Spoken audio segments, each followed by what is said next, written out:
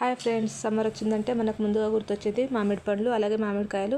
మామిడికాయలతో ఇప్పుడు ఈరోజు మనం పుల్లగా ఎంతో టేస్ట్గా ఉండే మామిడికాయ తురుము పచ్చడి ఏ విధంగా చేసుకోవాలో చూపిస్తున్నాను. దీనికోసం అయితే ముందుగా ఒక మంచి మామిడికాయను తీసుకొని కడిగి శుభ్రంగా దీనిపైన ఉన్న పొట్టు మొత్తం తీసేసుకోవాలి. ఇలా తీసేసుకున్న తర్వాత ఇలా తురుముకొని మొత్తం పక్కన పెట్టేసుకోవాలి. ఇప్పుడు గ్యాస్ స్టవ్ ఆన్ చేసుకొని ఒక కడాయి ఉంచుకొని దీంట్లోనే ఒక స్పూన్ నిండా ఆయిల్ని యాడ్ చేసుకోవాలి. ఆయిల్ మంచిగా వేడైన తర్వాత దీంట్లోనే కొంచెం ఆవాలు, అలాగే కొంచెం జీలకర్ర, కచ్చపచ్చగా దంచుకున్న వెల్లుల్లి, అలాగే ఒక 2 ఎండుమిర్చి, కొంచెం ఒక రెమ్మ కరివేపాకు కూడా వేసుకొని ఇవన్నీ మంచిగా ఫ్రై చేసుకొని మంచిగా ఫ్రై అయిన తర్వాత గ్యాస్ స్టవ్ ఆఫ్ చేసుకోవాలి. ఈ పోపు అనేది చల్లగా అవ్వాలి.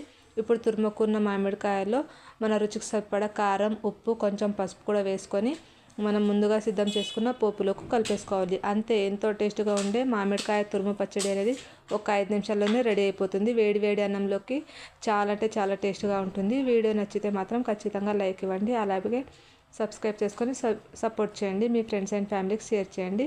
ఇది మొత్తం ఈ పోపులో కలిపేసుకుంటే ఒక 5 మినిట్స్లోనే మామిడికాయ తురుము పచ్చడి అనేది రెడీ అయిపోతుంది. చూశారుగా, ఎంతో టేస్ట్గా ఉండే మామిడికాయ తురుము పచ్చడి 5 మినిట్స్లో రెడీ. Thanks for watching.